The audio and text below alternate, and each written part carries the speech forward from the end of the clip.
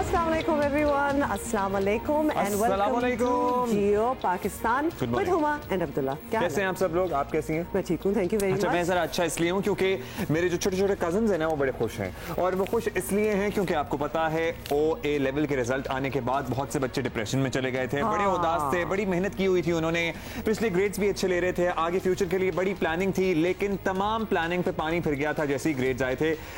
और उसके बाद क्या हुआ? और अब ऐसा लग क्या रहा है, ये कंफर्म हो गया कि सारी ग्रेडिंग सिस्टम जो सब कुछ हुआ है उसमें कुछ फ्लॉ था और अब ये सब रिवर्स हो रहा है। यानी जो भी एग्रीगेट स्कूलों की तरफ से, इंस्टीट्यूशंस की तरफ से भेजे गए थे उनसे कम रिजल्ट नहीं अब आएगा। अब जो भी रिजल्ट आएगा या उतना या उससे ज्यादा आएगा। हम इसलिए कह रहे हैं क्योंकि हमें वालिदैन की तरफ से भी बहुत सी ट्वीट्स आ रही थी कि इसके बारे में बात करें, कुछ करें। खैर एनीवे, मेरा ख्याल है कि ये पूरी एक ग्लोबल आउटरीच थी और उसकी वजह से सुनी गई और अब ये सब मामला रिवर्स होगा क्योंकि स्टूडेंट्स इस एज और इस स्टेज पे हैं जिंदगी की कि एक तो कोरोना की वजह से पूरा साल उनका जाया हो रहा है और उसके बाद एक फ्यूचर की प्लानिंग होती है और एक बड़ा अनसर्टेन फ्यूचर भी नजर आ रहा होगा और बीच में आपके ग्रेडिंग के साथ भी ये हो जाए तो then it looks like, it seems like nothing is working out. इंशाल्लाह अल्हम्दुलिल्लाह this thing has been reversed and will be good. हाँ जी, और दूसरे जो मैट्रिक के स्टूडेंट्स हैं होपफुली उनका भी अच्छा ही नतीजा आएगा और क्या सिलसिला बनेगा उस बात पता नहीं, अभी देखते हैं। क्योंकि जाहिर है, हाँ हमें बताएं जरा कि मैट्रिक और FSC वालों का क्या सिलसिला है। अभी हम शुरू कर देते हैं और इस पर हम तफसील से एक्सपर्ट्स और अथॉरिटी से भी बात करेंगे। अच्छा, by the way just saying, ये रोबोट्स हर जगह घुस रहे हैं और मुझे बिल्कुल अच्छा नहीं लगा। हाँ, आपको परेशानी होना शुरू हो जाती है। मुझे आई डोंट लाइक इट। मतलब फिर हमारा काम क्या रह जाएगा? नहीं, हमारा फिर काम आप सुनना सुबह सुबह शो रोबोट्स के सामने बैठ के। मैं तो होऊंगा इंशाल्लाह, बाकी ये पता नहीं। ओह अच्छा, आगे चलो। मतलब I had so much to say but it's too early in the morning. 10 बजे हम स्टार्ट करेंगे अपनी कोई लड़ाई और भी बहुत सी बातें हैं। आपको पता है ज्यादातर जो रोबोट्स बनते हैं वो फीमेल वर्जन बन रहे हैं आजकल।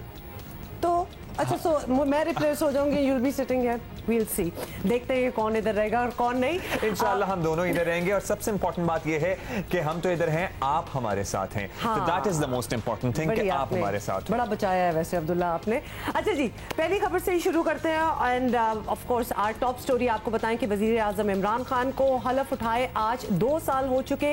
इंतखाबी वादे और दावे ज्यादातर सियासी नारे ही साबित हुए। तहरीक इंसाफ बेशतर वादे मुकम्मल करने में नाकाम रही और इसका एतराफ खुद कई वफाकी वजीर करते रहे। कुछ वजीरों ने तो यहाँ तक कह डाला कि हुकूमत के पास ज्यादा वक्त नहीं बचा। जो गुजारिश है PTI के लोगों से कि अपने गंदे कपड़े TV पे ना धोएं। अपोजिशन वो काम नहीं कर रही जो हम सरकारी वज़राबाज कर रहे हैं। हम इमरान खान को एज ए प्राइम मिनिस्टर कैसे प्रोजेक्ट कर सकते हैं, ये हमारी जिम्मेदारी है। लेकिन अफसोस है कि हम अपने गंदे कपड़े TV पे धो रहे हैं, वो अपोजिशन काम नहीं कर रही जो हम अपने खिलाफ। ऑल्दो वैसे हम समझते हैं कि this is a very outdated concept of गंदे कपड़े TV पे धोना, क्योंकि अब जमहूरियत में, और अगर वाकई जमहूरियत है हकीकी मानों में पार्टी के अंदर भी, तो आप बात कर सकते हैं मीडिया पे आकर। अगर आपको किसी पार्टी पॉलिसी से इख्तिलाफ है भी तो उससे आपकी क्रेडिबिलिटी में इजाफा ही होता है, कमी नहीं होती। खैर, इस वक्त हुकूमत को अपोजिशन से नहीं बल्कि अपने आप से खतरा है। तहरीक इंसाफ अंदरूनी इंतशार और ग्रुप बंदी का शिकार भी है। इत्तलात हैं इमरान खान 2 साल से पार्टी पर तवज्जो नहीं दे सके हैं। May be he is too busy for that. सियासी अदम इस्तेहकाम पाकिस्तान की माशी तरक्की में भी बड़ी रुकावट बना रहा है और चैलेंजेस भी जाहिर है बहुत हैं। कोरोना का सबसे बड़ा चैलेंज रहा है जिसका इस हुकूमत को सामना करना पड़ा। कौमी डायलॉग के जरिए मिसाक जमहूरियत नहीं किया जा सका।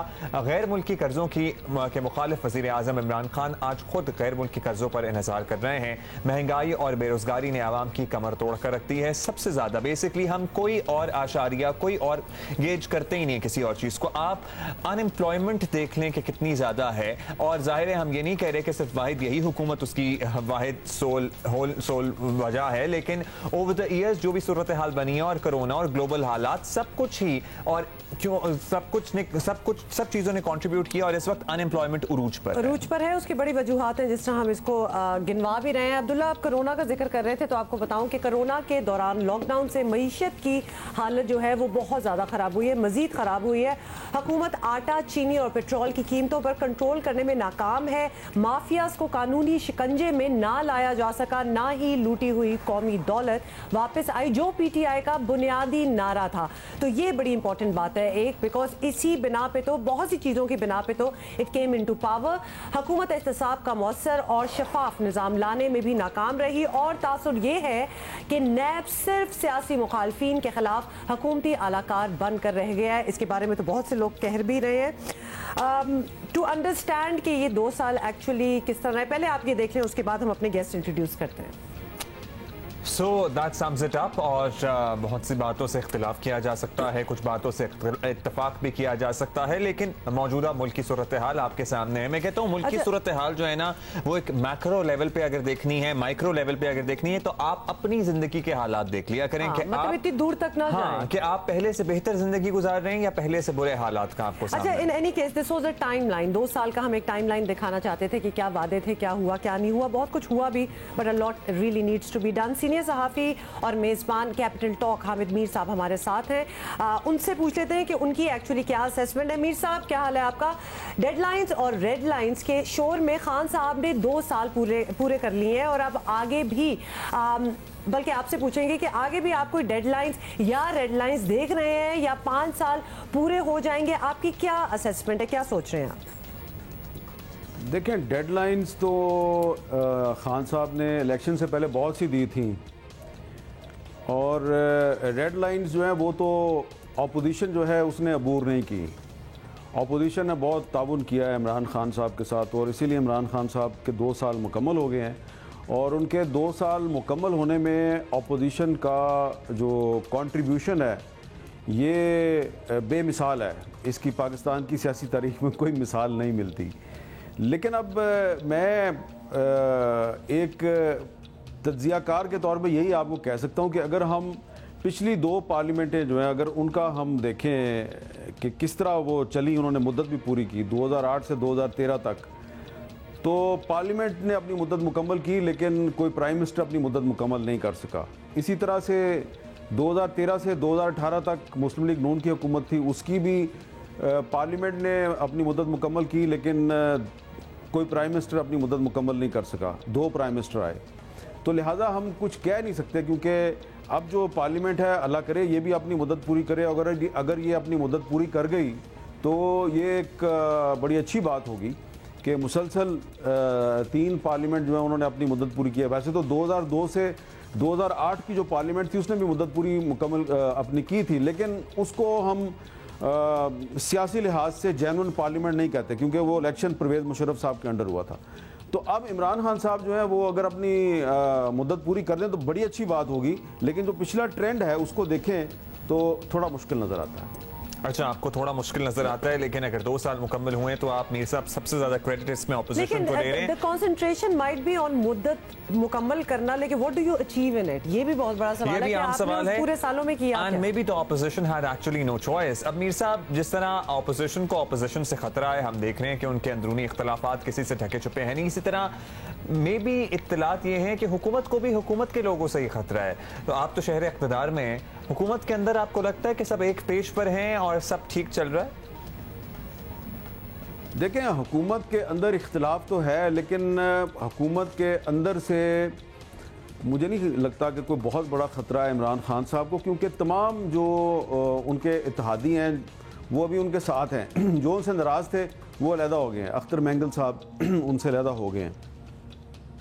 लेकिन अगर इमरान खान साहब को ख़तरा अगर नज़र आ रहा है मेरी नज़र में, तो एक तो फॉरेन फंडिंग केस है, और 17 अगस्त को उसमें जो इलेक्शन कमीशन ऑफ पाकिस्तान ने एक स्क्रूटनी कमेटी बनाई थी, जिसने पाकिस्तान तहरीक इंसाफ के जो मुख्तलिफ बैंकों में अकाउंट्स थे उसकी स्क्रूटनी करके उसकी रिपोर्ट पेश करनी थी, तो वो उन्होंने कल पेश कर दिया है। तो 17 अगस्त गुजर गई है, और अब ये केस जो है ये अब आहिस्ता आहिस्ता अपने अंजाम को बढ़ेगा। इसमें इमरान खान साहब को ख़तरा हो सकता है, और इसके अलावा कुछ और भी केस आ रहे हैं उसमें भी ख़तरा हो सकता है। और जो 18 अगस्त है, तो आज तो उस्मान बुज़दार साहब ने दोबारा जाना है नैब में, तो उस्मान बुज़दार साहब का जो आना जाना है नैब में, ये भी काफ़ी ख़तरे का बायस है। उस्मान बुज़दार साहब का भी आना जाना नैब में खतरे का बायस है। अच्छा मीर साहब, जिस तरह अब्दुल्ला आप भी पहले कह रहे थे कि किसी ने अगर जायजा लेना है खान साहब की 2 साल की हुकूमत का तो अपने हालात देख लें तो बड़ा अच्छा उससे एक आपको मिल जाता है एक आइडिया। तो सबसे बड़ा सवाल हुकूमती पॉलिसियों और आवाम को रिलीफ देने का है। एहतसाब का नारा, खारजा पॉलिसी देख लें आप, महंगाई में कमी और बेरोजगारी जैसे इश्यूज पर अब तक ऑब्वियसली कुछ खास हुआ नहीं है। तो आगे क्या आप देखते हैं कि कुछ होगा, कुछ बेहतरी आएगी? देखें, एहतसाब का जो नारा है वो तो पाकिस्तान में एक मजाक बन गया, और ख़ास तौर पे जब से सुप्रीम कोर्ट के जस्टिस मकबूल बाकर साहब की जो जजमेंट आई है ख्वाजा साद रफ़ीक केस में, तो उस जजमेंट ने तो एहतसाब के पूरे अमल को ही एक मजाक बना दिया। तो अब जो नैब है वो आहिस्ता आहिस्ता हुकूमत की तरफ भी तवज्जो कर रही है और हुकूमत के लोगों को भी बुला रही है। तो इसमें अगर तो नैब ने एक बैलेंस कायम कर दिया, जितनी बड़ी तादाद में अपोजिशन के लोगों का एहतसाब हो रहा है और उन पर मुकदमे कायम किए हुए हैं, तो अगर उतनी ही तादाद में अगर उन्होंने हुकूमत के लोगों पर भी हाथ डालना शुरू कर दिया तो हो सकता है एक बैलेंस कायम हो जाए और एहतसाब का जो नारा है वो एक हकीकत बन जाए, अक्रॉस द बोर्ड अकाउंटेबिलिटी। लेकिन असल बात जो है ना, वो एहतसाब से किसी गरीब आदमी का पेट नहीं भरता। असल बात यह है कि महंगाई को कैसे काबू किया जाए। इसमें इमरान खान साहब की हुकूमत जो है वो लोगों को रिलीफ देने में नाकाम नज़र आती है। और आप देखें कि इस्लामाबाद में रोज़ाना किसी ना किसी जगह पर कोई मुजाहरा हो रहा होता है, कभी कश्मीर हाईवे पे मुजाहरा हो रहा होता है, कभी डी चौक पे मुजाहरा हो रहा होता है। इसी तरह पंजाब के मुख्तलिफ शहरों में मुजाहरे हो रहे हैं, और पंजाब जो है वहाँ पर अगर रोज़ाना मुजाहरे हो रहे हों और अपोजिशन कोई तहरीक भी ना चला रही हो तो इमरान खान साहब को इस पर सोचना चाहिए, क्योंकि उनको जो लोग सब अच्छा की रिपोर्ट दे रहे हैं ना, और मीडिया भी जो है वो नहीं दिखा रहा इतना ज़्यादा, तो क्योंकि मीडिया के अपने हालात अच्छे नहीं हैं। तो अगर मीडिया के हालात अच्छे नहीं हैं तो इसका मतलब ये नहीं है कि इमरान खान साहब की हुकूमत के हालात भी अच्छे हैं, तो सब अच्छा नहीं है। उनको ज़रा होशियार रहना चाहिए, वो अपने वादे पूरे नहीं कर सके। अगर उन्होंने 5 साल अपने पूरे कर लिए तो अल्लाह करे कि इन 5 साल में वो अपने वादे पूरे करें, ऐसा ना हो कि 5 साल के बाद कोई उनका नाम लेवा ही ना हो। बहुत शुक्रिया मीर साहब, that is the most important thing actually, बिल्कुल, क्योंकि उनके वादों पे ही तो उनको वोट मिले। ये जो सारी तब्दीली और चेंज की बात आ रही है, हम सारों ने मिल के उनको वोट दिए और वो इक़्तिदार में आए, वो इसीलिए था क्योंकि उनके वादे थे ये, और उन्होंने ये कहा था कि ये होगा एंड पीपल बिलीव। तो बहुत सी चीज़ें होनी चाहिए। एक और पर्सपेक्टिव और अब तक जो वैसे सूरत हाल रही है वो यही रही है ना कि इतने बुलंदबांग दावे थे कि अगर उसका 2% भी अचीव करें तो वो गोल से बहुत दूर लगता है। मे बी दावे और वादे बहुत अनरियलिस्टिक थे, मे बी वो वाकई सोचते थे कि सब कुछ अचीव कर जाएंगे, लेकिन जो भी सूरत हाल है मुद्दत तो चाहे कोई भी हुकूमत हो उसे पूरी करनी ही चाहिए। Having said that, I think it needs to be said that we are rooting for him। हम तो चाहते हैं कि वो वादे पूरे हों। मेरी बात, who wants कि पाकिस्तान तरक्की ना करे, who wants कि उसके अपने और मुल्क के माशी हालात बेहतर ना हो, ऐसा तो कोई भी पाकिस्तानी नहीं चाहेगा। खान साहब से हम ये भी कहेंगे कि अपने स्केप्टिक्स के भी माइंड चेंज कर दें, मतलब डू समथिंग सो ह्यूज कि आपके जो स्केप्टिक्स हैं, जो डाउट कर रहे हैं, जो नेसेयर्स हैं, वो भी मजबूर हो जाएं कि उनको भी अपना माइंड चेंज करना पड़े। सबसे बड़ा चैलेंज आपको पता है ना हुमा, मईशत रही है जी। और इसी पे हम जरा बात कर लेते हैं। माशी तज्जियाकार मोहम्मद सुहेल साहब ने हमें ज्वाइन किया। सुहेल साहब, बहुत बहुत शुक्रिया, आपने हमें वक्त दिया है। इमरान खान की हुकूमत को 2 साल हो गए, मईशत की मजबूरी सूरत हाल कैसी देख रहे हैं आप? ऑब्वियसली इंडिकेटर्स भी हैं सामने, लेकिन आप क्या कहेंगे? ओवरऑल जायजा लें तो मेरे ख्याल में जो परफॉर्मेंस है 2 साल में कोई बहुत अच्छी नहीं रही है। अगर इसका रिपोर्ट कार्ड बनाया जाए और 10-15 की इंडिकेटर्स लिए जाएं तो ज़्यादातर नेगेटिव के साइड हैं, कुछ हैं जो पॉजिटिव के साइड हैं, जिसमें कुछ हद तक तो इस हुकूमत को बहुत चैलेंजिंग हालात मिले एक्सटर्नल फ्रंट पे, मगर कुछ हद तक इस हुकूमत का डिसीजन मेकिंग में सुस्त रवि देखी गई, जिसकी वजह से शायद वो चैलेंजेस को ओवरकम करने के लिए जो टाइम लगना था उससे ज़्यादा टाइम लगा। तो ओवरऑल मेरे ख्याल में 2 साल इकॉनमी के लिहाज से अच्छे नहीं रहे। अलबत्ता अभी जाकर कोविड के बाद कुछ साइंस ऑफ रिकवरी ज़रूर देखे जा रहे हैं, जिसकी वजह से जो हम एक्सपेक्ट कर रहे थे कि कोविड के बाद जो सुस्त रवि होगी, शायद अभी लग रहा है कि वो सुस्त रवि थोड़ी सी कम हो और इकॉनमी अगले 6 से 12 माह में रिकवर होती हुई नज़र आए। सोहेल साहब, आपने कोविड के बाद कहा है तो प्लीज एक तो ऐसे ना कहें, क्योंकि Covid is very much here, क्योंकि लोग अभी भी मानना स्टार्ट हो गए होने के बाद, माशी सरगर्मियां बहाल होने के बाद कोविड इज हियर। अच्छा सोहेल साहब, एक आम पाकिस्तानी के लिए ज़ाहिर है आगे आने वाले 6 माह या 1 साल कैसा होगा, कुछ हम प्रेडिक्ट कर सकते हैं? ज़ाहिर है आवाम का तो सबसे बड़ा मसला इस वक्त महंगाई है, बिजली के बिल हैं, आटे दाल चीनी की कीमत, चीनी बाय द वे पेशावर में 110 रुपए फी किलो तक फरोख्त हुई है।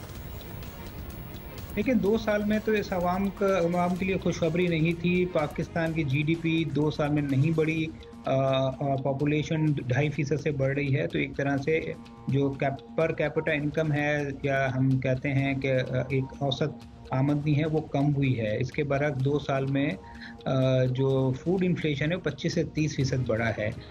अब जिस तरह मैंने कहा कि उम्मीद की जा रही है कि चूंकि पाकिस्तान में कोविड का खात्मा काफ़ी इफेक्टिवली हो गया है, और पाकिस्तान में इंटरेस्ट रेट जो कोविड की वजह से बहुत नीचे आ गए हैं, इसकी वजह से कुछ उम्मीद पैदा हुई है कि अगले 6 से 12 माह मईशत के लिए और एक आम आदमी की क़ुव्वत ख़रीद के लिए शायद पिछले 2 साल से कुछ बेहतर।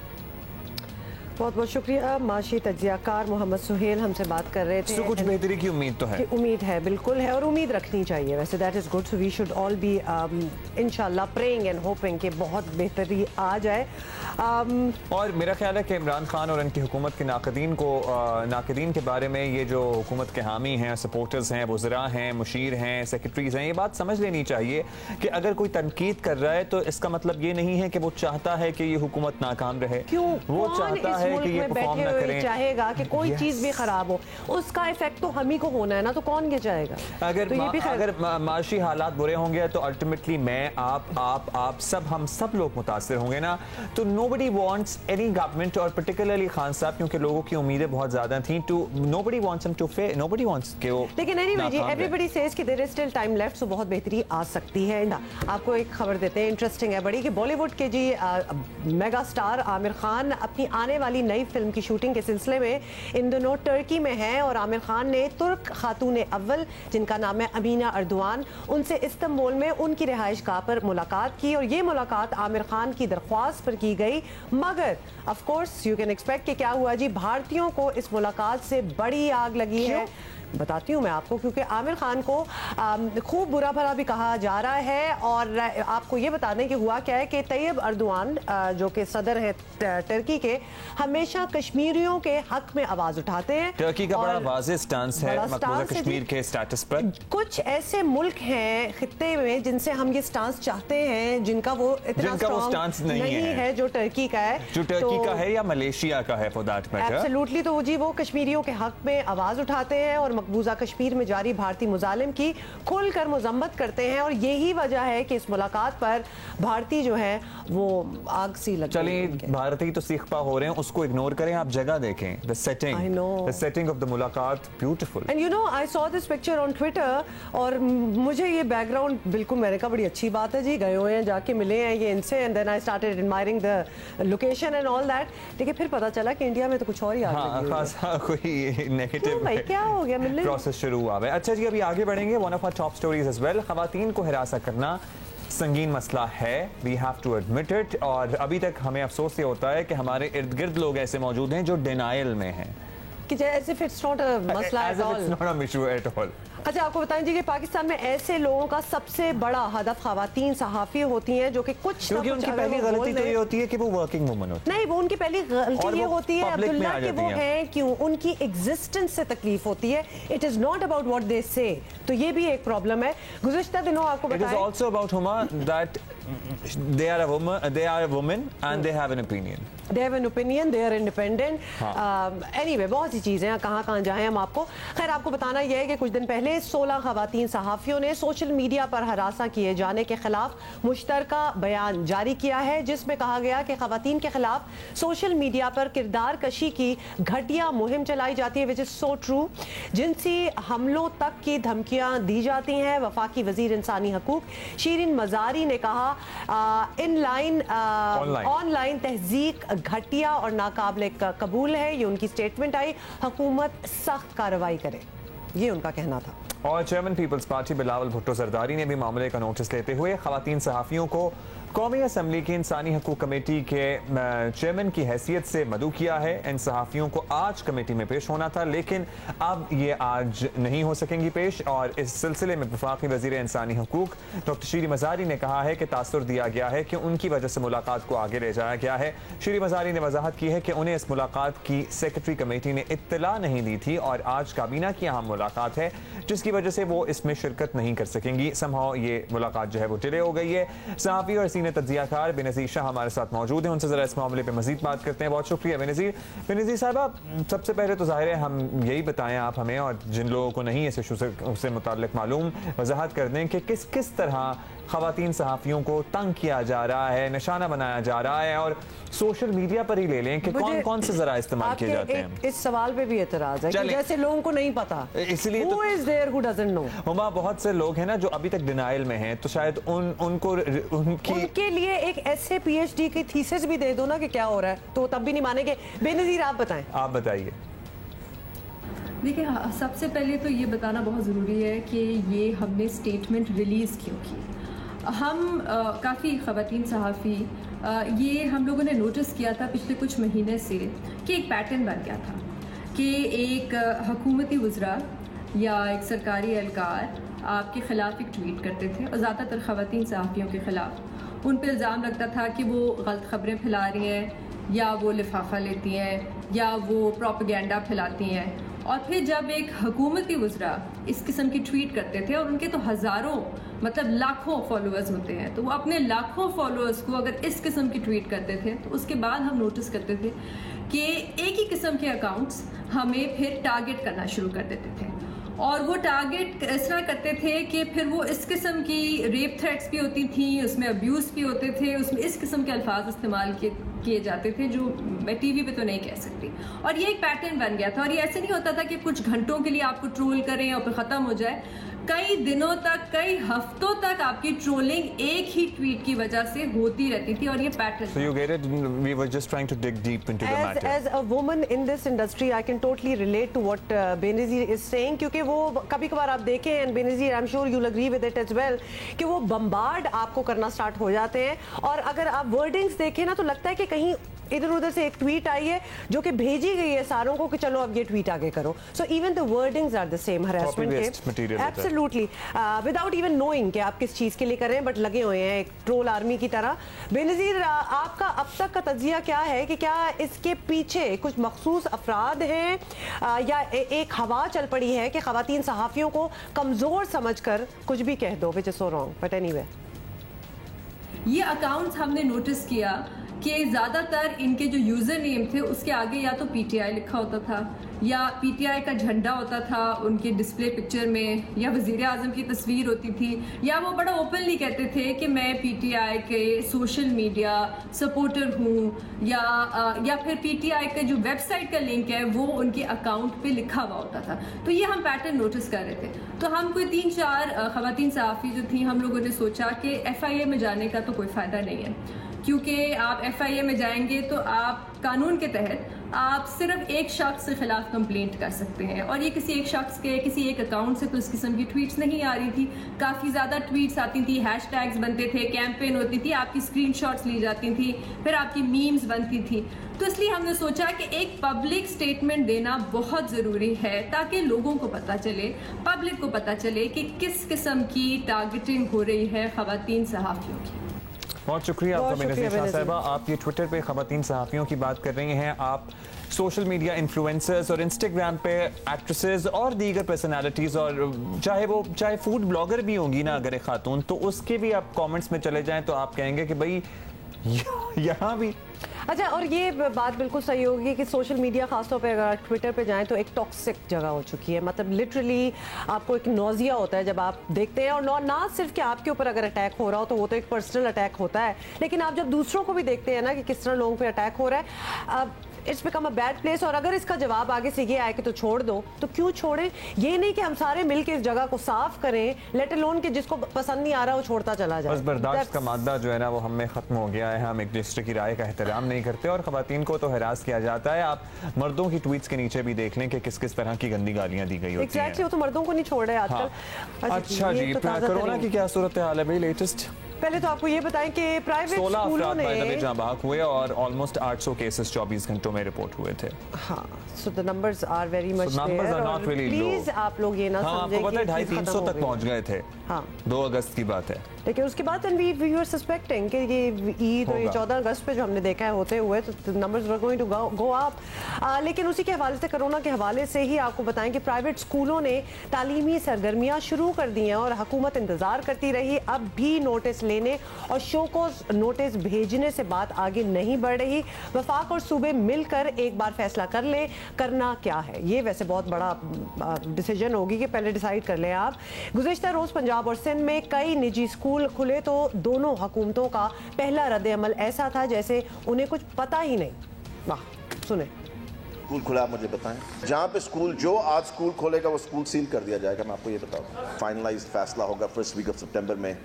जो डेफिनेट डेट है वो कौन सी है, वो 15 सितंबर है कि नहीं है। अभी तक जो है ना किसी स्कूल का इंडिकेशन नहीं हुआ। हाँ, ऑनलाइन क्लासेस हो रही, चीज़ें हो रही हैं, लेकिन बच्चे कहीं नज़र नहीं आए कि जहाँ बच्चे पढ़ रहे। मुझे चैनल का पता चला तो पता ही चला कि अभी उन्होंने कहा है, लेकिन वहाँ भी किसी स्कूल का इंडिकेशन नहीं है। 22 के बाद मीटिंग होगी और उस पर सोचा जाएगा। और वज़ीर तालीम पंजाब मुराद रास ने कहा कि जो स्कूल खुले हैं उन्हें हर सूरत बंद करा देंगे, तमाम स्कूलों को डिसइंफेक्ट कराएंगे। दूसरी जानिब महकमा तालीम सिंध ने शो कॉज नोटिस भेजकर स्कूलों से 24 घंटे में जवाब मांगा है। खैबर पख्तूनख्वा के कुछ अजला में भी प्राइवेट स्कूल खुले हैं, जिस पर अमले को गिरफ्तार करके 35 स्कूलों को सील भी किया गया है। तो ये मुख्तलिफ सूबों की कार्रवाइयाँ हैं जहाँ पर स्कूल खोलने की कोशिश की गई प्राइवेट स्कूल मालिकान की तरफ से। पंजाब से सूरत हाल हम मालूम करते हैं। पंजाब के वज़ीर तालीम मुराद रास हमारे साथ मौजूद हैं। बिल्कुल मुराद रास साहब, बहुत से सवाल हैं, लेकिन सबसे पहले तो आपसे यही पूछना चाहेंगे कि मुल्क के दीगर हिस्सों की तरह पंजाब में भी फिलहाल स्कूल ना खोलने का फैसला हुआ, लेकिन फिर ऑब्वियसली अभी हम देख भी रहे हैं कि स्कूल खुल गए, कुछ स्कूल खुल गए हैं। तो अब कोई कार्रवाई करने से बेहतर ये ना होता कि पहले ही बातचीत हो जाती और कुछ डिसीजन ले ली जाती, बिकॉज ये थ्रेट जो था, ये कहना कि जी हम खोल देंगे, तो काफ़ी देर से चल ही रहा था। देखें, जो भी स्कूल खुले हैं पंजाब के अंदर, उनको आज मुझे तो कोई रिपोर्ट अभी तक नहीं है। हमारे लोग सब जगह फिर रहे हैं। मेरे ख्याल से कोई पुरानी तस्वीरें कोई चला रहा है या किस तरह कर रहे हैं। जहाँ पे स्कूल खुलेगा स्कूल सील कर दिया जाएगा। It's as simple as that. हम कोई स्कूल खुलने नहीं देंगे 15 सितंबर से पहले। मेरी मीटिंग भी है प्राइवेट स्कूल ओनर्स के साथ, मेरी मीटिंग भी है। अच्छा, आपकी मीटिंग भी है। मुराद साहब, पंजाब हुकूमत क्या अब भी 15 सितंबर तक ही इंतजार करेगी या फिर स्कूल मालिकान की तरफ से प्रेशर तो है, कोई और डेट भी आ सकती है? कोई मिडिल ग्राउंड? 15 सितंबर से पहले स्कूल खुलने का फिलहाल तो कोई चांस नहीं है, क्योंकि हमने इंशाल्लाह ताला फेडरल और सारी प्रोविंसेस के लोगों के साथ, सारे मिनिस्टर्स के साथ बैठना है in first week of September and तब हम इंशाल्लाह ताला आपको बताएंगे जो उस में फैसला होगा। अच्छा, एक मुराद रास साहब, एक कंसर्न है जो पेरेंट्स का भी कंसर्न है और आप इसको क्लियर कर सकते हैं कि स्कूल जब भी खुलेंगे तो बच्चों की सेहत को ऑब्वियसली खदशात तो बरकरार रहेंगे, तो स्कूल मालकान बच्चों ही से हिफाजती इंतजामात के नाम पर पैसे ना बटोरें। इसके लिए कुछ आपने प्लानिंग की हुई है कि ऐसा ना हो, वरना burden is going to be too much for the parents? देखें, बिल्कुल इस तरह की अगर कोई भी चीज़ वो लोग कहते हैं या पेरेंट्स को इंसिस्ट करते हैं कि पैसे किसी चीज़ एक्स्ट्रा के लिए दें या स्पेसिफिकली स्कूल की चीज़ें ख़रीदनी है, इसके अंदर मैं आपको बता दूं बिल्कुल भी कोई रायत नहीं की जाएगी, क्योंकि ओनली थिंग इज़ कि उन्होंने घर से मास्क पहन के आना है। इसके अलावा सारे अरेंजमेंट्स जो हैं वो स्कूलों को खुद करने पड़ेंगे। सारे अरेंजमेंट स्कूलों को खुद करने पड़ेंगे। बहुत शुक्रिया मुराद रास साहब। बाय द वे, आप जो हमें देख रहे हैं, तमाम लोग, अगर आपके स्कूल बच्चों के स्कूल खुले हुए हैं तो प्लीज़ हमें ट्वीट करें, बिकॉज दिस इज़ अनलॉफुल। उनके खिलाफ सख्त कार्रवाई हो सकती है और बिल्कुल भी बच्चों को ना भेजिएगा अगर स्कूल खुल भी गए हैं। बिल्कुल, और स्कूल इन्हीं वजूहात की वजह से सील भी हो रहे हैं, तो अगर आपको लगता है कि आपसे कोई अनफेयर इस किस्म की चीज़ें हो रही हैं तो रिपोर्ट राइट अवे। सोचे मीना इस बारे में। वैसे बाद में मलाल करने का कोई फायदा नहीं होता, लेकिन पहला टेस्ट जिस तरह हम खेल रहे थे, अगर जीत जाते तो आज किसी कश्मकश में ना होते। और ये फिर अगला भी जीत जाते और फिर जीत ही जाते। नहीं, अगला तो चलें, जो भी हुआ वो हुआ, बराबर हो गया, लेकिन तीसरा आपको क्या लगता है? अभी जो होना है उसकी बात कर रहे हैं। खैर, आपने मौसम देखा है वहाँ किसी का भी, फैसे फॉर दैट मैटर, मतलब ये दूसरा टेस्ट तो इसीलिए तो कह रहा हूँ पहला जीत जाते हैं ना, ये हो जाता। अच्छा जी, स्कूल से कैम्ब्रिज रिजल्ट से बात शुरू करते हैं, बिकॉज ऑब्वियसली इंटरेस्ट लेवल उसका ज़्यादा है स्टूडेंट्स की तरफ से। तो आपको बताएं बताएं कि कैम्ब्रिज ने फैसला किया है कि जून 2020 यानी 2020 में दिए जाने वाले ग्रेड्स स्कूलों के तजवीज़ करदा ग्रेड से कम नहीं होंगे। और वफाकी वजीर तालीम शफकत महमूद का कहना है कि उनकी अनथक कोशिशें रंग ले आईं, कैम्ब्रिज का मसला हल हो गया। कैम्ब्रिज जल्द ही नए ग्रेड्स का भी ऐलान कर देगा, which is commendable I must say. Cambridge ने ऐलान किया है कि जून 2020 में दिए जाने वाले ग्रेड स्कूलों के तजवीज़ करदा ग्रेड से कम नहीं होंगे और गुज़िश्ता हफ्ते दिए जाने वाले नताइज में जहां हासिल करदा ग्रेड तजवीज़ करदा ग्रेड से ज़्यादा हुए वहां बड़ा ग्रेड लागू होगा। वो हम आपको शुरू में बता रहे थे, जिनके ग्रेड्स ऑलरेडी ज़्यादा आए तो वो दे विल स्टे, जिनके कम आए वो रिवर्स होंगे। इसी पे हम बात कर लेते हैं कि क्या इसके रिपरकशंस होंगे और किस तरह से तलबा को सहूलत होगी। सैयद आबदी साहब ने हमें ज्वाइन किया है, माहिर तालीम हैं, मारूफ करियर काउंसलर हैं। बहुत शुक्रिया आबदी साहब। आबदी साहब, अब फाइनली स्टूडेंट्स का एहतजाज है और लोगों की कोशिशें हैं, ये भी अनप्रेसिडेंटेड ही हुआ है कि इस तरह से रिजल्ट्स को दोबारा रिव्यू करके चेंज किया जा रहा है। आपको लगता है कि इससे बहुत बड़ा रिलीफ हासिल हुआ है स्टूडेंट्स को? जी बिल्कुल अब्दुल्ला, ये तो आप देखें एक बहुत बड़ा डिसीजन था और जैसा आपने फरमाया इतना बड़ा एजुकेशन का इदारा है और उसकी तरफ से ये एक यू टर्न होना इस बात की दलील है कि they found a big flaw in the system. हुआ क्या था कि जब जैसा कि हम सब जानते हैं कि कोविड के दरमियान, पेंडेमिक के दरमियान इन्होंने ये फैसला किया कि एक एल्गोरिथम के ज़रिए जो है वो रिजल्ट्स को हम देंगे क्योंकि बच्चे इम्तिहान में बैठ नहीं सकते। और जब वो एल्गोरिथम को एक कंपनी के ज़रिए बनाया गया और उसको फिर इम्प्लीमेंट किया गया तो उसके अंदर कई एक फैक्टर्स को इन्वॉल्व कर लिया गया जिसकी वजह से इनकंसिस्टेंसी जो है वो आ गई उसके अंदर। और अब जो उनके कल जो मीटिंग्स हुई हैं यूके में, उसके बाद जो उनके जो बॉडी इसको रेगुलेट करती है ये जानना बड़ा ज़रूरी है, उसका नाम है ऑफ कॉल। और ऑफ कॉल एक नॉन मिनिस्ट्रियल बॉडी है जो पार्लियामेंट को रिपोर्ट करती है, तो उससे आपको अंदाज़ा होता है कि how senior the position is.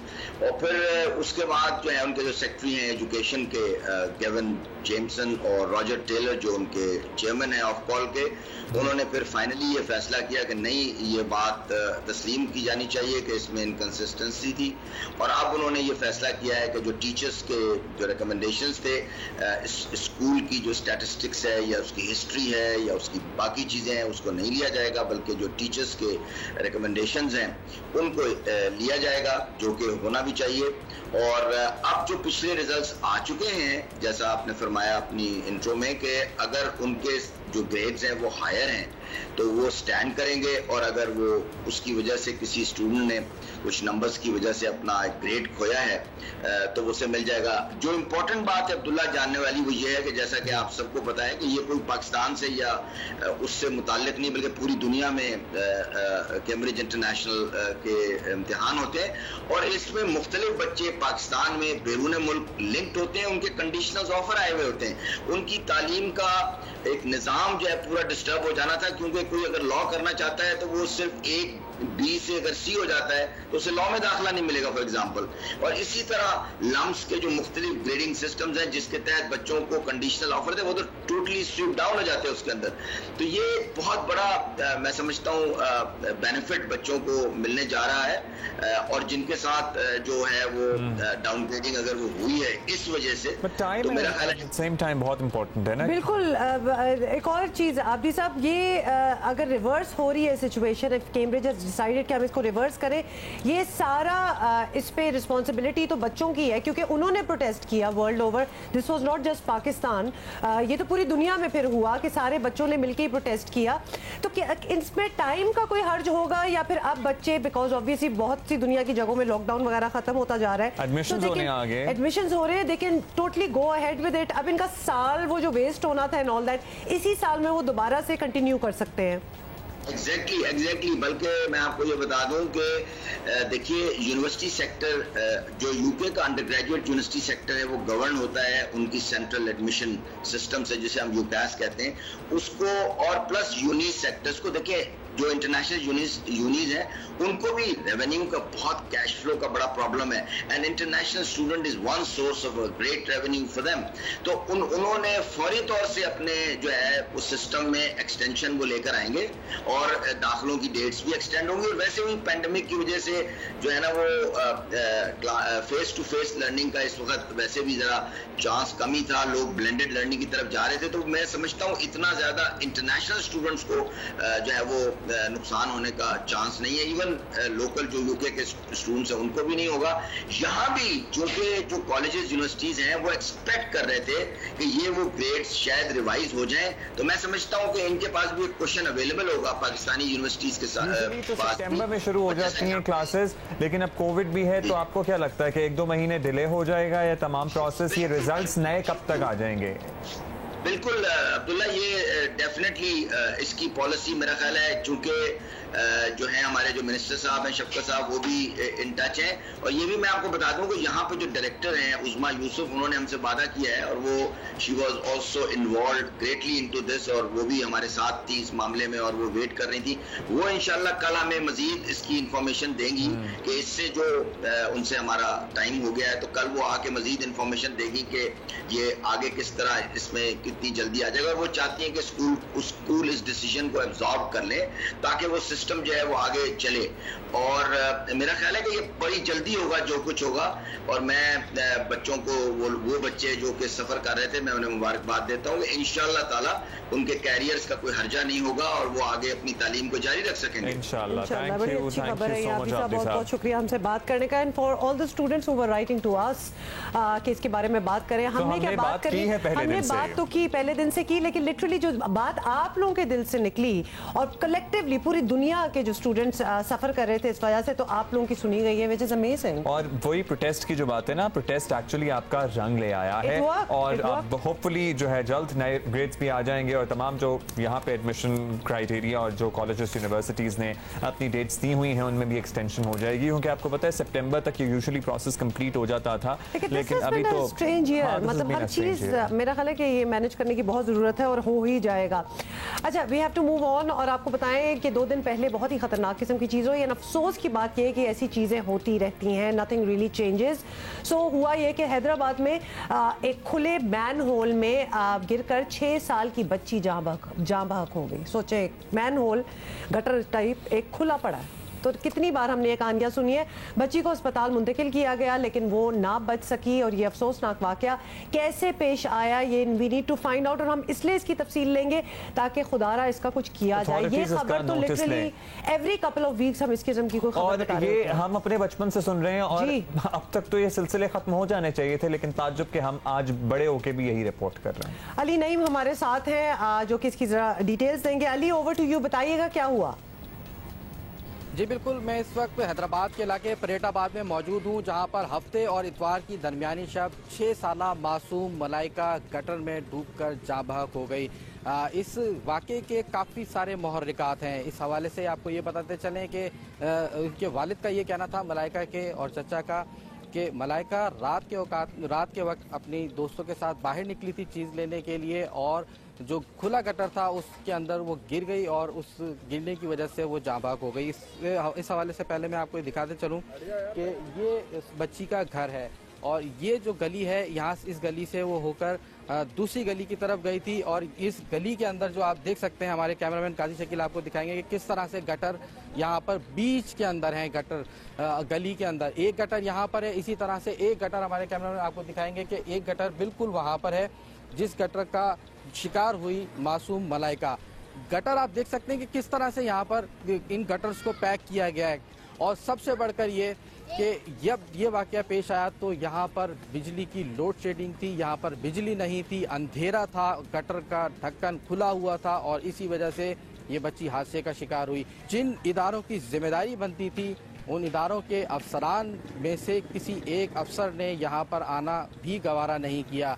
यहाँ पर ये सीरियसनेस है अफसरान की और मुताल्लिका लोगों की, सूरत हाल को कवर नहीं किया गया तो ये हादसा आगे भी इस तरह से रूनुमा होते रहेंगे। लोगों का कहना है कि वज़ीर आला सिंध को, वज़ीर आज़म पाकिस्तान को और मुताल्लिका इदारे के जो हुक्काम हैं उनको इस चीज़ के ऊपर तवज्जो देनी चाहिए ताकि आइंदा कभी मुस्तकबिल के अंदर कोई मासूम मलाइका इस बदनसीब हादसे का शिकार ना हो। जी, दिल दहल जाता है इस तरह के वाक़यात सुन के। लाइट गई हुई थी, बिल्कुल घर के करीब ही थी, और एक 6 साल की बच्ची, अच्छी बड़ी बच्ची, समझदार बच्ची होती है, लेकिन जब लाइट नहीं है तो जाहिर है ये हादसा तो बड़े इंसान के साथ भी पेश आ सकता है। और आप सोचें कि वालिदैन पे क्या गुजरी होगी। नहीं सोचना, एक तो इतनी खतरनाक किस्म की बात है। मैं ऑनेस्टली आजकल बिल्कुल हम ब्रेक लेने लगे, लेकिन मैं रीअसेस करती रहती हूँ कि क्या अब वो दुनिया है कि हम अपने बच्चे ही होते हैं, 6 साल के हों, लिटरली मैं तो 16 साल के बच्चों को भी बच्चा ही समझती हूँ। इस तरह बाहर भी निकल जाना, हालात देखो, गटर्स खुले पड़े हैं, लोड शेडिंग हो रही है, लाइट कोई है नहीं। आई डोंट नो, फिर बच्चों में भी कितनी रिस्ट्रिक्शंस इंसान डाल सकता है। घर में पिंजरे में तो नहीं बंद करा के रख सकते, वो भी नहीं हो सकता, और निजाम भी ठीक नहीं हो रहा। It's a tough situation. वजीर मेहनत शौकत यूसुफजई हमारे साथ हैं। कहाँ से बात शुरू करें आपके साथ शौकत यूसुफजई साहब?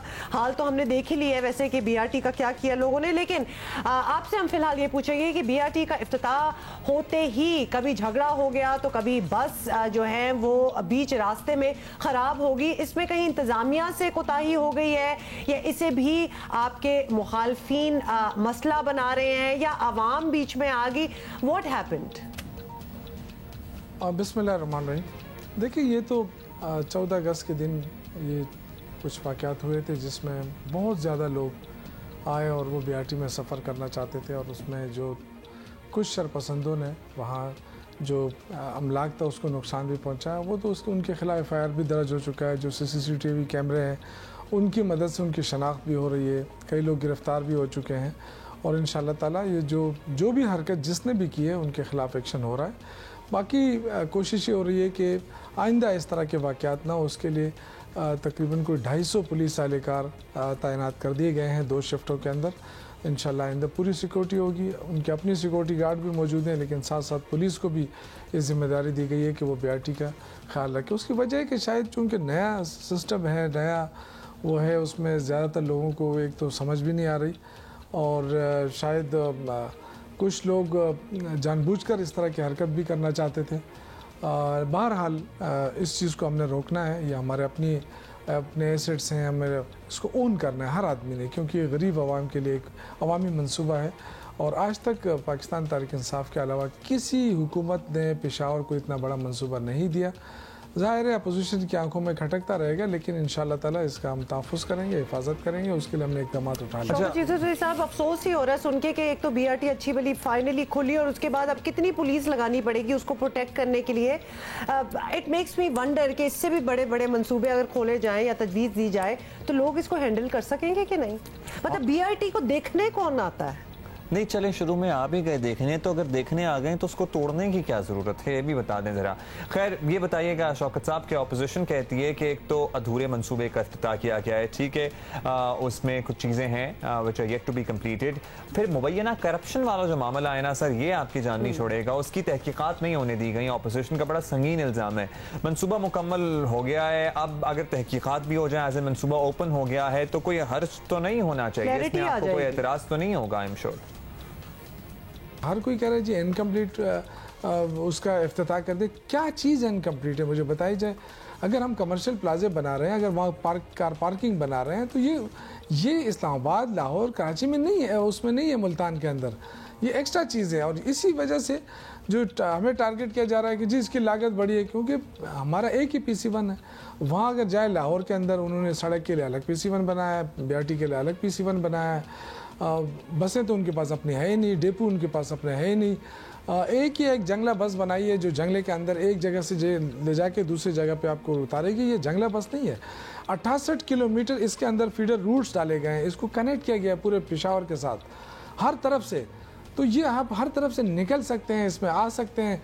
ये जंगला नहीं है कि बिल्कुल बंद है और बस आपने कहीं नहीं जाना है। इसमें अंडरपासेस बनाए गए हैं, कहीं से आपने जाना है, सड़क के ऊपर से आपने टर्न लेना है कहीं, तो आपके लिए आसानी दी गई है। तो ये सहूलतें लाहौर बीआरटी के अंदर नहीं है। शौकत साहब, हम अपनी आंखों से देखते तो हमें पता लगता ना कि क्या रह गया, इनकम्प्लीट हो गया। अब आपने हमें तो दावत ही नहीं दी, तो हमें कैसे पता लगेगा कि क्या कंप्लीट है क्या इनकम्प्लीट? बुरी बात है, मतलब उनसे और बातें कर लो। अभी अच्छा, भी अपना इनविटेशन मांग रहे हैं। मांग नहीं रहे, अच्छा छोड़ दे, ये मजाक कर रहा था। हमने सुना था पेशावर वाले बड़े मेहमान नवाज होते हैं। यूसुफ ज़ई साहब, आपसे अब हम ये भी पूछना चाहते हैं कि वज़ीर आज़म ने कहा कि इस तरह के मंसूबों की मुखालफत में वो गलत और परवेज़ खटक सही थे, तो क्या अब ये भी समझा जाए कि नून लीग के मेट्रो मंसूबों पर भी तनकीद गलत थी? जो इंटरनेशनल स्टैंडर्ड की बीआरटी इस वक्त है पूरी दुनिया के अंदर, चंद मुल्कों में पेशावर उनमें शामिल है। जो बाकी बीआरटीज या मेट्रोज जो बनी है सेकंड जनरेशन है, फैसिलिटीज़ है ही नहीं वहाँ पे। और सबसे बड़ी बात तो ये कि लाहौर के पास तो अपनी बसें नहीं है, सारे रेंटेड बसों पे काम चला रहे हैं। हमने अपनी बसें बनाई हैं, अपनी बसें ख़रीदी हैं, इसलिए मैं समझता हूँ कि इसके साथ कंपैरिजन नहीं किया जा सकता। जहाँ तक करप्शन की बात है, जहाँ तक इसकी तहकीकात की बात है, हम स्टे क्यों लिया था? हमने इसलिए लिया था, हमें पता था कि महीने 2 में कंप्लीट हो जाएगी। ये कोविड-19 ना आता तो मार्च तक ये कंप्लीट थी, लेकिन कोविड-19 की वजह से थोड़ा बहुत काम रुका। लेकिन फिर भी वज़ीर आला महमूद खान को क्रेडिट जाता है कि उन्होंने कोविड-19 के बावजूद इस पर काम जारी रखा और इसको मुकम्मल किया। आज मुकम्मल है। इंशाअल्लाह ताला दिसंबर के अंदर हमारे डेपोज और हमारे कमर्शियल प्लाजा मुकम्मल हो जाएंगे। उसके बाद जो मर्जी है, जिसने आना है, नेब ने आना है, चाहे वो FIA ने आना है, चाहे नून लीग का सेल आता है, पीपल्स पार्टी का मीडिया सेल आता है, कोई भी आता है, हमारा जो भी ट्रायल करता है करने के लिए हम तैयार हैं। कोई इशू नहीं है हमें, अल्लाह के फजल से बिल्कुल शफाफ मंसूबा है। और आज भी मैं ये समझता हूँ कि इतनी तमाम तर फैसिलिटीज़ देने के बावजूद अगर आप कंपैरिजन रेट पे करेंगे तो पेशावर की बीआरटी आपको सस्ती नज़र आएगी। शुक्रिया आपका शौकत साहब, थैंक यू सो मच, और good luck with the rest of the project, as in जो भी आपकी कंप्लीशन अभी रह गई है उसमें। दूसरे टेस्ट में जो हुआ, एक तो मुख्तसरन उस पर रोशनी डाल दीजिए, और तीसरे के क्या चांसेस लग रहे हैं आपको?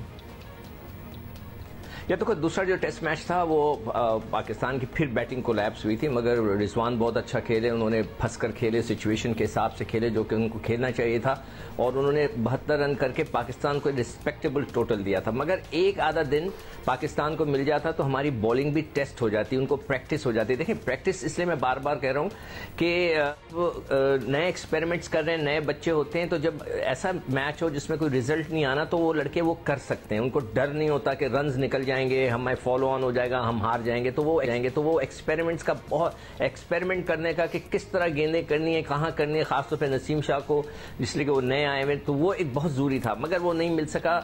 That is the bad point of this match. Otherwise Pakistan ने मतलब मैच तो 135 ओवर्स का हुआ जो कुछ भी नहीं है, पूरे 2 दिन भी कंप्लीट नहीं हुए, तो ये एक चीज जो है डिसअपॉइंटिंग है। इसके लिए कुछ ICC को करना चाहिए। आज अखबारात में भरा हुआ इस सिलसिले में कि बैड लाइट में और लाइट होनी चाहिए, नहीं होनी चाहिए, इन सारी चीज़ों पे बातचीत होनी चाहिए, मगर ये एक स्पेशल ओकेजन पे मैच हो रहे हैं पेंडेमिक की वजह से, तो अभी कुछ कह नहीं सकते।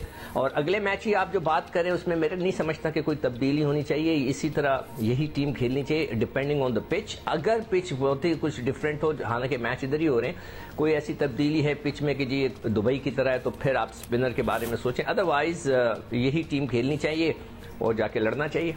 So this har, Sikandar, this har should not be a reflection on the players. Would that be right to say? क्योंकि obviously एक मौसम के भी issues अलग चल रहे थे, pitch issue, whatever you want to call it. नहीं, आपने क्या बोला वर्ड? मैं कह रही हूँ is this ये जो हार हुई है पाकिस्तान की, अगर हार कहें या आप ड्रॉ कहें, या पहले में तो हार ही हो गई थी, this is not a reflection on the पहले टेस्ट में हम हारे हैं और अभी ड्रॉ हुआ है. Is this a reflection on the Pakistani players? नहीं, देखिए जो पहले हार गए वो तो बुरा हुआ, हमें नहीं हारना चाहिए था। हमारा आधा मैच जो था हमारे हाथ में था, आधे मैच के बाद हम जो है उनको दे दिया हमने, जो कि बहुत ही गलत हुआ। अगरचे हम आराम से वो मैच जीत सकते थे। ये ड्रॉ नहीं कह सकते इसको, ये ड्रॉ तो हो गया, ये रेंड ऑफ है। ड्रॉ वो होता है मैच के पूरे 4 इनिंगें खेली जाएं और उसके बाद दोनों टीमें लड़ने के बाद ड्रॉ करें।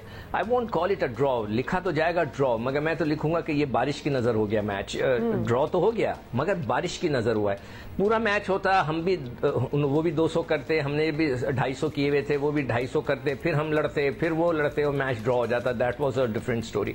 अब जो हारे में ना, उस लिहाज से ये चीज़ अच्छी नहीं हुई है। हमें हर हाल में जीतना है और हमें बताना है कि हम बेहतर टीम है, तो उसके लिए तो मैच होने ज़रूरी है। मैच होगा, अगली दफा भी अगर यही मैच हो रहा है जैसे साउथहैम्पटन में और उसमें बारिश हो गई तो पाकिस्तान टीम कैसे साबित करेगी they are better than England? वो भी बारिश के नजर हो गया अगर तो पाकिस्तान सीरीज हार जाएगी। अच्छा, वैसे which is not a good sign। हम तो criticize करेंगे ना क्रिकेट मैचेस रखे जाते हैं, हुमा तो कहती है ऐसे वेन्यूज में क्यों रखते हैं? Actually invented the play. अगर क्रिकेट की हम बात करें तो उन्होंने कर कैसे लिए इन्वेंट? जब आप हमेशा बारिश रहती है तो एतराज तो होगा। But there are chances I get. Sikandar, have you heard about the weather reports? क्या तीसरा भी बारिश से मैच मुतासिर होने की है इत्तलात कुछ?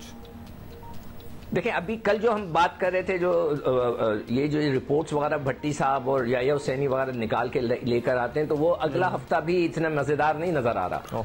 फोरकास्ट अच्छी नहीं है, मगर अब देखते हैं, वो हो सकता है तब्दील हो जाए। चलें, looking forward to that, let's see. बहुत शुक्रिया सिकंदर बख्त आपका। और पहला वही जो मैंने कहा ना कि पहला तो हम जीत ही सकते थे। माय क्वेश्चन स्टिल रिमेन्स कि कैसे ऐसे वेन्यूज पे मैचेस आप करवा सकते हैं और फिर सही उनके जो भी रिजल्ट्स निकले, कौन हारा कौन जीता, a lot of other factors are into play as well. मतलब ये वेन्यू देखें ना कि दो तो आपकी सीरीज हो ही नहीं। होपफुली अगला जो मैच है वो हो जाए, वो बारिश की नजर ना हो जाए। और एक बहुत ही तशवीशनाक मामला, आई होप कि आपके घर पे पोलियो जो टीम्स आ रही होंगी आप उनसे अपने बच्चों को पोलियो के खतरे जरूर पिलवा रहे होंगे, क्योंकि ये पेंडेमिक के दौरान कोरोना के दरमियान बच्चों की वैक्सीन बहुत मुतासिर हुई है। मुल्क में पोलियो कंट्रोल होने के बजाय अब जाने निकल रहा है। ये तो वैसे ना कभी देखा था ना सुना था। ये हौलनाक बात है। बिल्कुल, ये हमने माजूरी तक तो हम रुक जाते थे, लेकिन माजूरी के बाद अब जान लेने लगा है ये वायरस। कोरोना की तरफ से जरा इत्मीनान हुआ तो अब पोलियो पर खास तवज्जो हमें सर्टनली देना होगी। लाहौर में रावी टाउन के 13 साल की बच्ची का टेस्ट मुस्बत आया। एक 14 साल बच्चा मुबैना तौर पर पोलियो से जाबा, ये 13-14 पोलियो से जाँ बहक कैसे होते हैं? Because I don't know, complications बढ़ जाती हैं फिर, जाहिर है। और लाहौर में रवां बरस पोलियो के मुस्बत केसेस की तादाद 2, पंजाब भर में ये तादाद 6 तक पहुंच गई है। ये 2 और 6 भी बहुत ज्यादा है। कोई सुन के कह रहा होगा ना, क्योंकि दुनिया ने इस बीमारी का खात्मा कर दिया, अब सालों हो गए हैं। एक भी नहीं है ये बीमारी दुनिया में एग्जिस्ट नहीं करती है सिवाय पाकिस्तान, नाइजीरिया और अफगानिस्तान। अच्छा, आपको और भी बताएं कि रावी टाउन में पोलियो से 14 साल तलहा की हलाकत पर महकमा सेहत का मौकफ है कि तलहा की मौत पोलियो से नहीं कोरोना से हुई है। तो ये थोड़ी सी कंफ्यूजन थी। ये कंफ्यूजन है। और इससे पहले डेरा गाजी खान की तहसील तौंसा शरीफ में 6 साल बच्चा पोलियो वायरस का शिकार होकर जाँ बहक हो गया था और कोरोना का खतरा कम होने पर गया नहीं है। बार बार हम कह रहे हैं थोड़ा सा कम हुआ होगा, अब इट्स स्टिल देयर। इस पर मुल्क भर में इंसदादे पोलियो मुहिम जो है वो दोबारा शुरू की गई है, लेकिन स्मार्ट लॉकडाउन का क्रेडिट लेने वाली हुकूमत इसी तर्ज पर पोलियो के ज़्यादा केसेस वाले इलाकों में इमरजेंसी नाफिज करके मुहिम चलाए तो हो सकता है कि मजीद बेहतर हो। जिस तरह उन्होंने लोकेशन हॉटस्पॉट्स कर लिए थे कोरोना के वक्त के, ये लोकेशंस एंड लोकेलिटीज हैं जिनको बंद कर दिया जाए, तो पोलियो के साथ भी एग्जैक्टली इसी तरह करना चाहिए। पार्लिमानी सेक्रेटरी बराए सेहत नौशीन हामिद साहिबा ने हमें ज्वाइन किया। बहुत शुक्रिया नौशीन साहिबा। नौशीन साहिबा, एक माह में पोलियो के 3 केसेस बच्चों की हलाकत के रिपोर्ट हुए हैं। हम बज़ाहिर इस मसले पर मजीद ऐसा लग रहा है कि पीछे जा रहे हैं। क्या वजह हो सकती है इसकी? पेंडेमिक, कोरोना, या कहीं बरसों से ये कोताही हो रही है? फिर दिसंबर 2019 में पोलियो के 32 केसेस आए थे, जो कि एक पीक थी। उसके बाद पोलियो प्रोग्राम ने 2 नेशनल कैंपेन्स चलाई थी, एक दिसंबर 2019 में और दूसरी फरवरी 2020 में।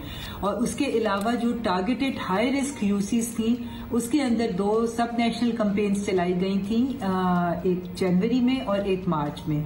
उसके बाद हमने देखा था कि केसेस में एक वाज़े कमी जो है वो नजर आनी शुरू हो गई थी, मगर अनफॉर्चुनेटली कोविड ने उस वक्त सर उठाया और ये मोमेंटम जो है इसको हम जारी नहीं रख सके और एक लंबी ब्रेक आ गई, जिसकी वजह से हमने इम्यूनिटी गैप जो था वो बच्चों का दोबारा बढ़ना शुरू हो गया और पोलियो केसेस में जो है वो इजाफा नजर आना शुरू हो गया था। अच्छा नौशीन साहिबा, आपसे ये भी पूछना चाहेंगे, बल्कि एक सजेशन भी है कि आपकी हुकूमत स्मार्ट लॉकडाउन का ऑब्वियसली क्रेडिट लेती रही है and it also worked in certain areas, तो क्या ऐसा नहीं हो सकता कि पोलियो के भी हॉटस्पॉट्स की निशानदेही करके वहां हंगामी इक़दामात किए जाएं?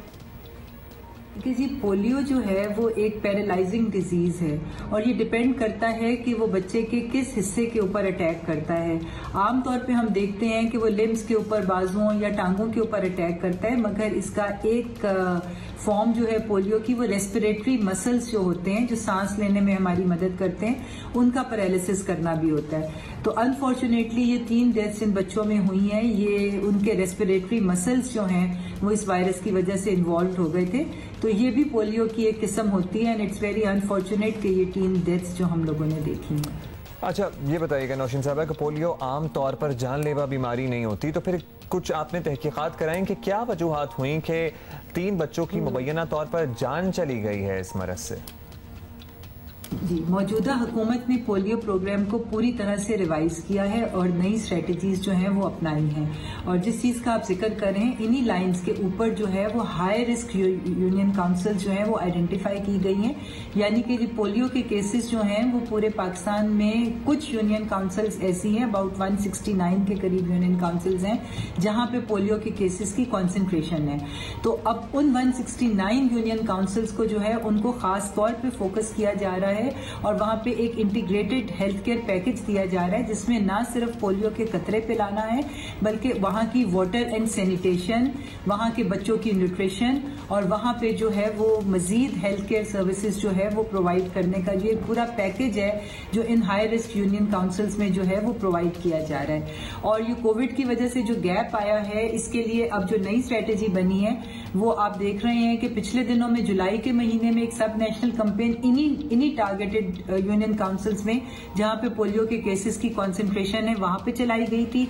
और ये अगस्त में जो आजकल ये जो दूसरी कैंपेन शुरू हुई है वो भी इन्हीं यूनियन काउंसिल्स में चलाई जा रही है। और सितंबर में एक तीसरी कैंपेन जो है वो भी सिंध के उन यूनियन काउंसिल्स में चलाई जाएगी जहां पे केसेस जो है वो कॉन्सेंट्रेटेड हैं। बड़ी अच्छी बात है। अच्छा हुमा, मैं एक जरूर निशानदेही करना चाहता हूँ, अभी जो मुल्क गिर मुहिम चली थी मेरे घर पे कोई नहीं आया, because I was looking forward कि आए तो टीम और मैं हुसैन को कतरे पिला दूं पोलियो के, लेकिन अब मुझे लगता है कि मुझे उसकी वैक्सीन के साथ जो हमेशा होता है वही पिलाने पड़ेंगे। अगर क्या आपको भी ऐसी शिकायत है तो आप हमें लिख के भेजिएगा, बल्कि हेल्थ मिनिस्ट्री को आप टैग कीजिएगा साथ में। और अब जो जिन मुहिम की आप बात कर रही हैं कि जो अब चलाई जाएंगी, आगे का जो प्लान है, इसमें हुकूमत तो अपना किरदार अदा करे ही, हम दोबारा लोगों से दरख्वास्त करेंगे कि आप प्लीज़ अपने घर आई पोलियो टीम को वापस ना लौटाइएगा। मैं थक गई हूँ ये बात कर करके, समझ नहीं आती कि क्या प्रॉब्लम है कि क्यों नहीं अपने बच्चों को। डोंट यू वांट कि आपके बच्चे बिल्कुल ठीक हों, सेहतमंद हो? दुआएं आपकी इसी पे होती हैं सारी कि कुछ ना हो मेरे बच्चे को, तो फिर क्यों नहीं कुछ इलाज कराते? कोई मुफ्त कतरे कोई पिला रहा है आपके बच्चों को and you don't want to do it. इसलिए मैं थोड़ी सी थक चुकी हूँ ये कह के कि आगे चलते हैं प्लीज। अच्छा आगे हमने आपको ये बताना है कि हुकूमत ने लॉकडाउन क्या खत्म किया है। शहरी एक्चुअली ये समझ रहे हैं कि कोरोना खत्म हो गया, खुदा वास्ता है कुछ खुदा का नाम लें।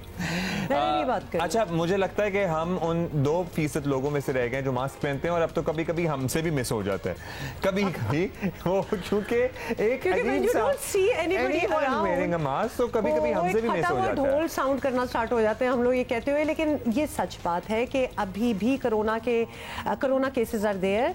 और जब बहुत ज़्यादा इस तरह पब्लिक गैदरिंग्स होती हैं जैसे ईदों पे होती हैं या फिर अभी 14 अगस्त थी, तो उसके बाद नंबर्स ऊपर भी जाते हैं। The threat is very much there. 14 अगस्त पे तो माशाल्लाह हमने वो जो बाजे बजाए ना, उससे कोरोना का हमने तोहफे में एक दूसरे को कोरोना दिया, उससे कोरोना का इंतकाल हो गया होगा। वो जो प्रेशर वाले बाजे होते हैं माशाल्लाह, वही जो हम हंस रहे हैं, लेकिन ये हंसने की बात नहीं है। Please mask, what's the big deal? अब तो इतने फैशनेबल मास्क आ गए, कपड़ों के साथ मैचिंग पहन लें, अगर आपका मूड है खुद स्टिच कर लें, लेकिन पहने जरूर प्लीज। और खास तौर पे अगर आप किसी से इंटरेक्ट कर रहे हो और उसने ना पहना हो तब तो जरूर पहन लें। अच्छा, हम बात तो कोरोना की कर रहे थे, लेकिन मेरी निगाह जो है ना वो सज्जी पे, सज्जी और तिक्कों पे मैं भी डिस्ट्रैक्ट हो गई थी थोड़ी देर के लिए, वैसे सज्जी पे टिक गई। अच्छा, डॉक्टर साहब हमारे साथ हैं, डॉक्टर साहब नियाज हमारे साथ हैं। बहुत शुक्रिया डॉक्टर साहब। डॉक्टर साहब, हुकूमत ने लॉकडाउन खत्म कर दिया कोरोना केसेस में कमी की वजह से, लेकिन बहुत सी शर्तें भी रखी। पिछले 2-4 दिनों में आपको क्या नजर आया? वैसे जो नजर आया हो तो सभी को नजर आया, लेकिन आप एक डॉक्टर की नजर से हमें बताइए जरा। बिस्मिल्लाहिर्रहमानिर्रहीम। बज़ाहिर तो जो एक्सपीरियंस पहले ईद में भी हुआ था और उसके बाद भी हमने देखा, सिवाय इसके कि जब ये नंबर्स अचानक से बढ़े थे और एकदम से एक थोड़ा पैनिक हुआ था, उस वक्त तो मैंने देखा था कि अवाम जो है ना वो थोड़ा सा सीरियस में थे। लेकिन अब तो मैं देख रहा हूँ कि बड़ा ही कैजुअल एटीट्यूड है, तो ये बड़ा ख़तरनाक मेरे हिसाब से ये पीरियड है, ख़ासतौर पे मुहर्रम का, जिसमें ये मजलिसें और जुलूस और इन सारी चीज़ों का जब एहतमाम होगा तो इसमें मुझे बड़ा ख़तरा महसूस हो रहा है। और ज़ाहिर है ये बड़ा ज़रूरी है कि हम इस वक्त और ज़्यादा एहतियात करें पहले के मुकाबले में, क्योंकि अल्लाह ताला का बड़ा करम हुआ है। मैं ये समझता हूँ ना तो हमने अवाम के हैसियत से, ना ही ऐसी कोई हुकूमत के इक़दाम की वजह से हमें कोई ऐसा इतना बड़ा फ़र्क ना आता। ये कुछ वायरस की अपनी जो है तब्दीली होगी या जो भी चीज़ है जिसकी वजह से ख़ास हमारे ऊपर ये अल्लाह ताला का करम हुआ है। तो ऐसा ना हो कि हम इसका कोई गैर ज़रूरी नाजायज़ फ़ायदा उठाने करें और एहतियात ना करें और ये मुसीबत हमारे पे दोबारा मुसल्लत हो जाए। तो मैं समझता हूँ कि बहुत ज़रूरी है मास्क पहनना, हाथ धोना और सोशल डिस्टेंसिंग। ख़ासतौर पे अब रेस्टोरेंट खुल गए हैं, सिनेमा हाउस खुलने की बात भी है, सारी चीज़ें जब खुल गई हैं तो अब तो सारी जिम्मेदारी अब आवाम पे है। तो आवाम को अपना खुद ख्याल रखना पड़ेगा और कोई ऑप्शन है नहीं। वरना खुदा ना खास्ता जैसे दूसरी जगहों पे ये नंबर्स बढ़ रहे हैं, अगर हमारे यहाँ भी ये बढ़ गए तो फिर ऐसा ना हो कि हम दोबारा मुश्किल में। डॉक्टर साहब वैसे आपका कहना है कि अल्लाह का करम है, अल्हम्दुलिल्लाह, और डेफिनेटली है, लेकिन हमने कोई कसर नहीं छोड़ी वैसे इसे फैलाने में, और अभी भी हम एहतियात नहीं करेंगे। We are going to see you tomorrow. Have a great day.